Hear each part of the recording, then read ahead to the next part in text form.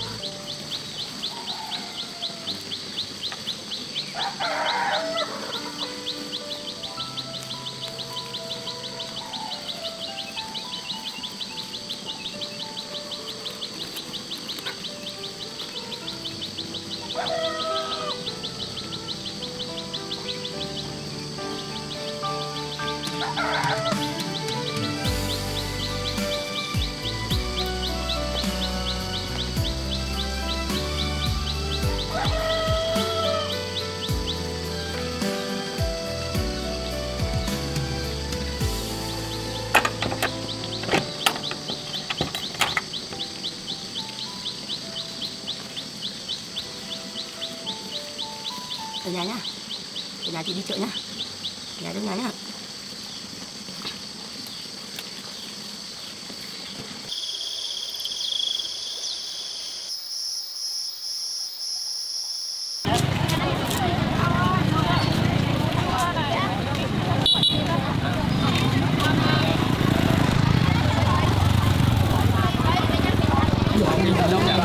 Tôi khiêng các trường hợp khóa tủ, khóa xe máy, khóa ô tô, khóa các việc các loại chìa khóa.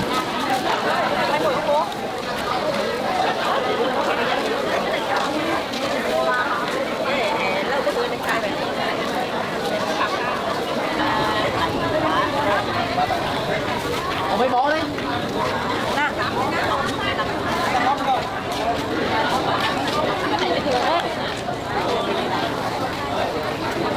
Để cho anh ba bó.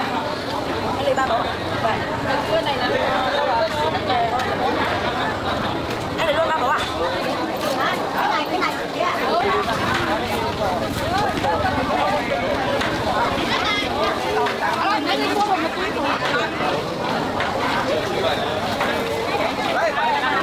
Akiza Farm.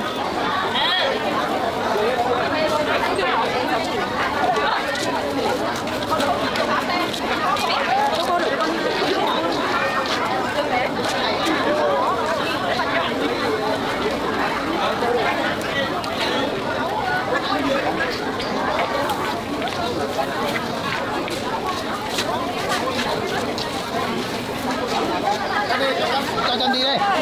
Không.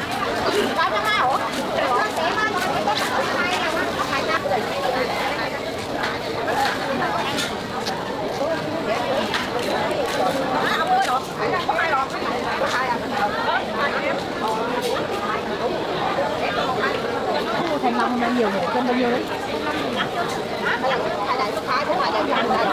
Có rau hổ cháu ơi.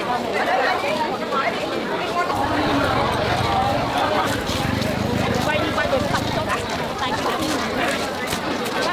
nấu gì con? Đây à? Có rau của em đi. Nhà má thơm quá.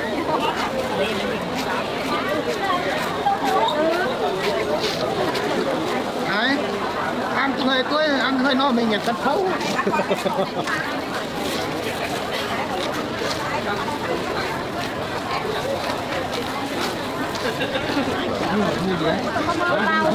Bây giờ phải thiếu rau. Thiếu rau. Không phải bố đây bà. Có thể lấy không? Cái này có ăn nhiều của bố. Cái làm cái dưa con hả?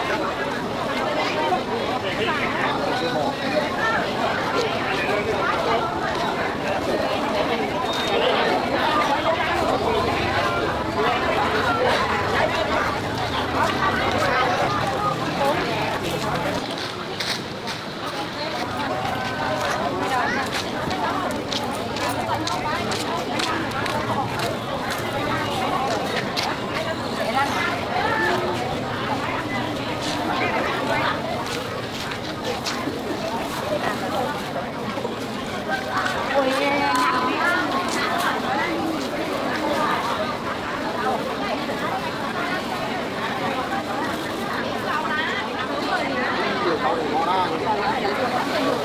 Biết à?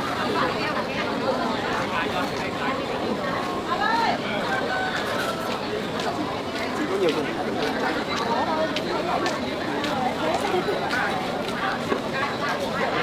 Làm mà lâu chứ. Ông bây giờ một đến.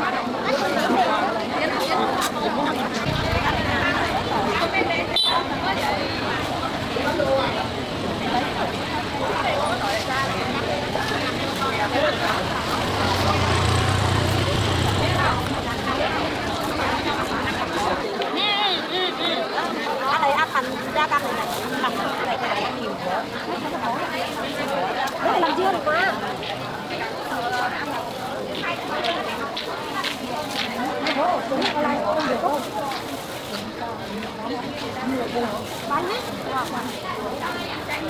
Ra cái thằng trẻ con nè, sắp tiền tiền nè, thịt trái đấy. Bà ra đến hàng rồi nhở? Rồi con mới ăn đó nè, ăn đó nè. Không khối lại tiền cho con, đưa 25 mà. Hả? Đưa 25. Khối lại tiền cho người ta. Bán giá là tôi không mà bán ra. Con á, con cảm ơn bà nhá, có người trước đây.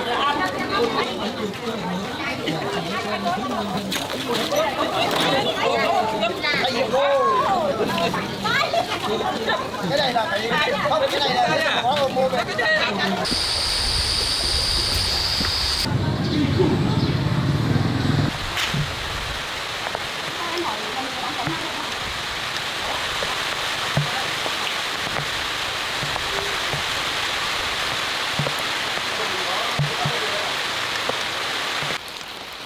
Dùng năng lượng thì có bằng này tấm kia, tấm nhỏ và tấm to, mục đích sử dụng của mình như thế nào thôi.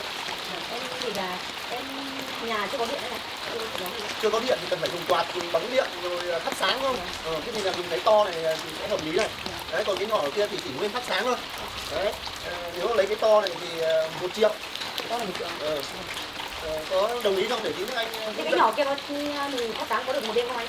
Cái đấy thì được khoảng 8 tiếng. Đúng rồi. Còn cái này thì có thể được cả đêm, cả quạt, cả tivi rồi sạc điện thoại. Anh cho em một tấm to này. Ok. Không đấy. Đấy, dày nó to. Đấy, tấm điện. Cái này to này có nặng lắm không anh? Khá khá đấy. Không biết em có mang được Tốt, sức khỏe anh em mà tốt. Cái này thì sử dụng lắp vào đâu đây? Rồi được rồi, đến đây thì anh sẽ lấy cái phụ kiện. Em giữ đây cho anh.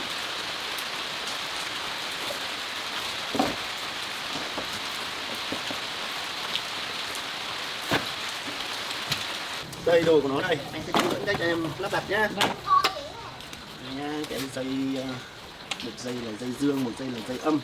Dây dương của nó sẽ màu đỏ, không lấy sang dây sẵn. Thì sẽ đấu vào đây nhá. Lần có 2 cái màu này, còn cái đầu còn lại ở đây sẽ đấu vào nhá. Từ cứ ấn là nó sẽ vào. Còn cái này sẽ đầu này là đầu vào, thì cái màu xanh này thì ấn vào cái này. Cái này thì đút vào cái bên màu dương. Tại vì tương đương dương ở đây thì cái dương ở đây, âm ở đây thì âm ở đây. Nó vào đây thì khi mà điện ra thì đây. Nếu lúc điện ra thì sẽ lại ngược lại. Ấn vào 2 nút này nhé. Dương thì sẽ là màu đỏ. Đây. Đây. Âm thì sẽ lại màu xanh này. Vít ép vào. Cái này là cái lưu xuống mình. Hoặc là vào bật điện. Cần bật điện không? Bóng sáng hay bóng vàng anh? Bóng sáng. Đây anh để hết ra đây nhá.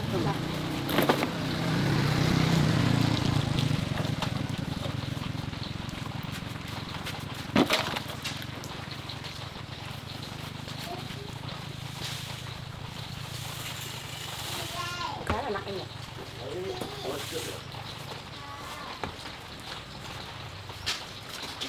Đây những cái đầu này là của em bỏ mùi xuống nhé, bỏ vào trong. Có em hết tổng bao tiền anh? Đồng của em là hết xem nào tính hết 1 triệu. 1 triệu này. Anh nhá, để cái lại nhé.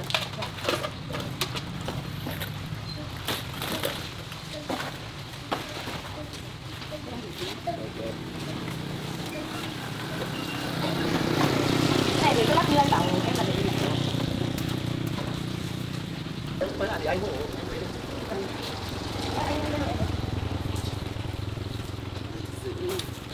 Em bị dịch rồi. Được rồi anh rồi. Được rồi anh ạ. Em về đây em cảm ơn anh nhá.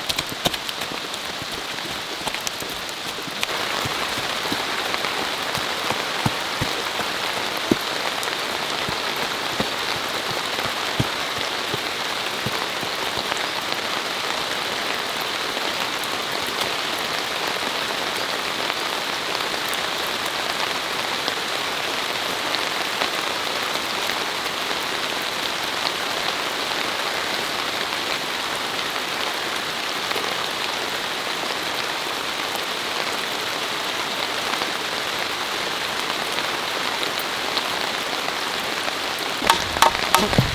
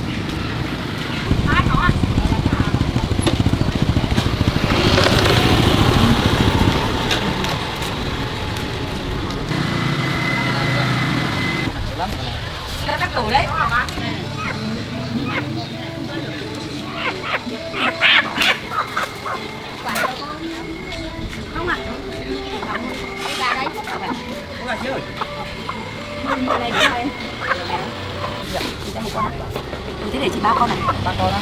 Con này này. Hay là chị mua nốt cho em thế đằng nào còn đằng này mua của em là được. Thế thì chị mua hết đâu có bớt đâu. Bớt cho 100.000. 100.000.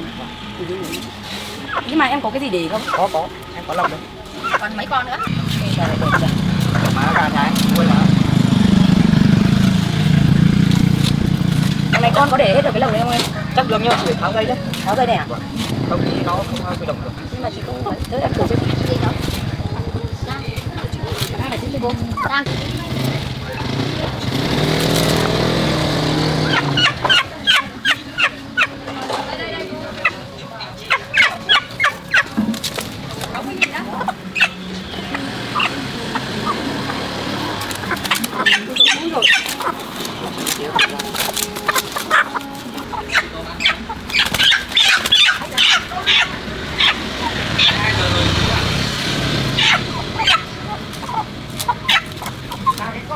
Chị tổng hết bao tiền lên rồi 500 triệu. Được chị. À mà em ơi ở đây quanh đây không ai bán được con à? Ở chỗ này không có nhưng mà nhà dân thì đã bán rồi. Nhà dân bán. Nhà dân cách đây sao em? Chắc từ đây đến nhà ông đấy là 2 cây. 2 cây á? Ông tên là gì em nhỉ? Ông đấy là ông Quang. Ông Quang à? Chị đi chỉ biết hỏi ông Quang phát giúp. Thế chị cảm ơn nhá. Vâng. Chị đi đây. Vâng chị đi nha.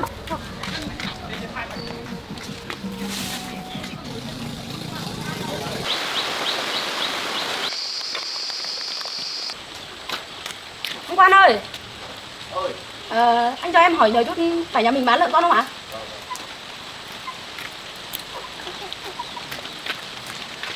Nãy em ra chợ mua gà với chủ gà bảo là anh có lợn con bán không? Vâng.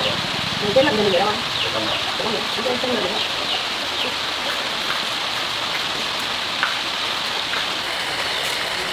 Đây lợn đây này em.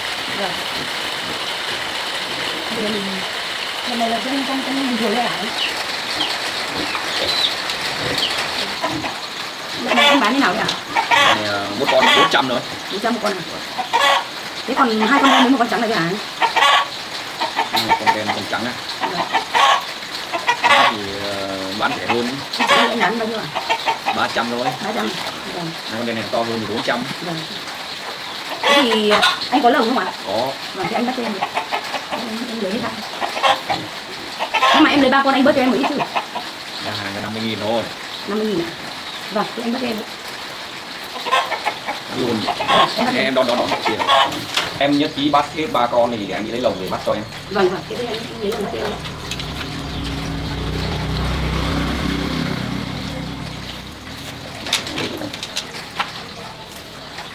Đấy nha em phải giữ thế này nhá. Vâng.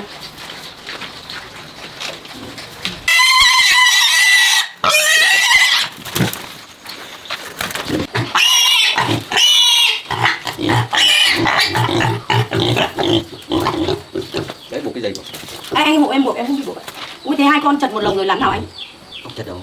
Cho thêm cái nữa, cho cái lồng kia nữa. Có một cái thì ngoài Có kia. một cái hả? Đấy là lồng này đấy hả anh? Ừ, cho đấy. Thế thì anh hộ em nhé, 2 con này ra ngoài vậy. Nặng thế này thì em làm đây. Thôi, cánh rồi. Thế anh bắt nó vào đây.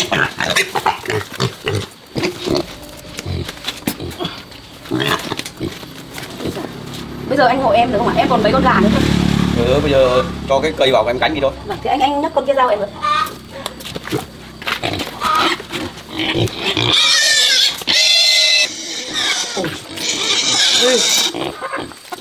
Bây giờ anh giúp em với nhé. Bắt cây cánh nhé. Đau tay lắm.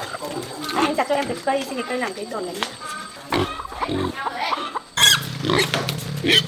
Ôi dồi ôi. Cái này khá nặng đấy anh nhỉ? Rồi.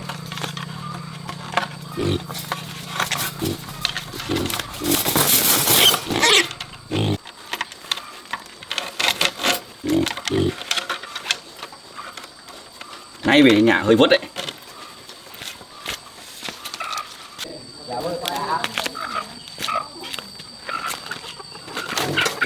Cái này về cũng hơi vất anh nhỉ? Khá nặng đấy. Vừa đi vừa nghỉ nhá. Vâng.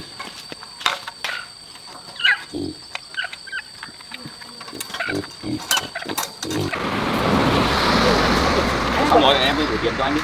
Em bao tiền anh nhỉ? Triệu. triệu mốt á? Nhưng mà bớt thì anh bớt cho triệu mốt. Em gửi anh ạ. Rồi, xin nhá. Bây giờ anh hộ em Rồi, tay được. Rồi được. Rồi, em gánh tay bên này. Bên này à? Vâng. Anh hộ em tay này.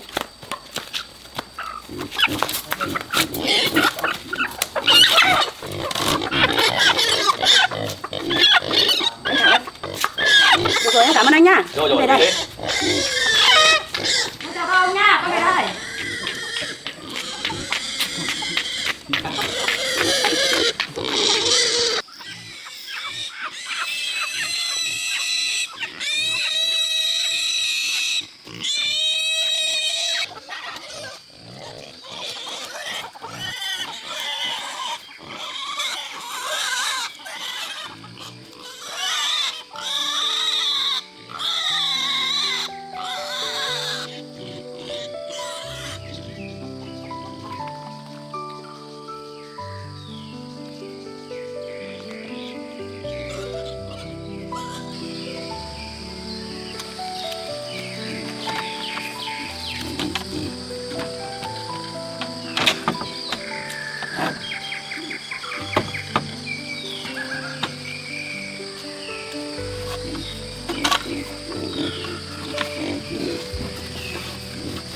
Đến nhà rồi.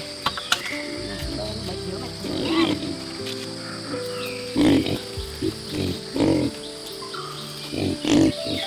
Nào, đi vào đây ở với chị nhá. Đây.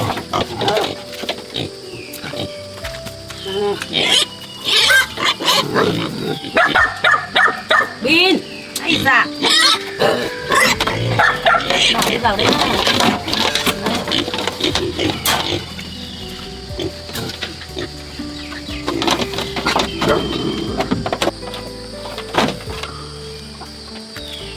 Ở đây nha, ở đây với chị nào.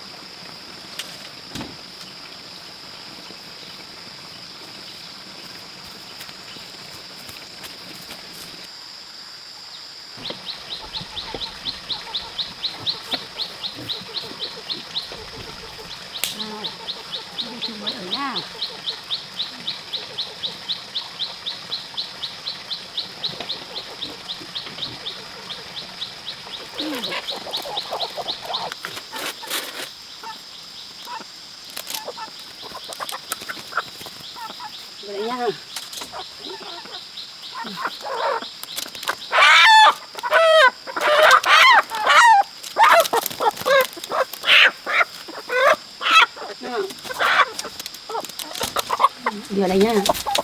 Đi vào đây.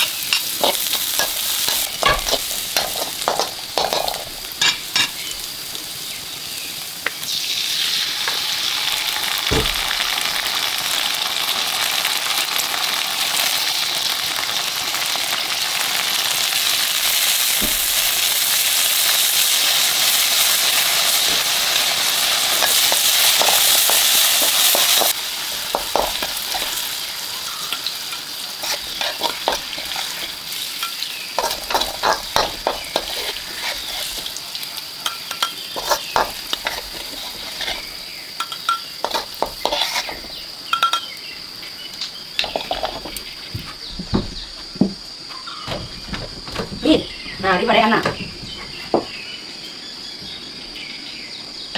Đi ăn không?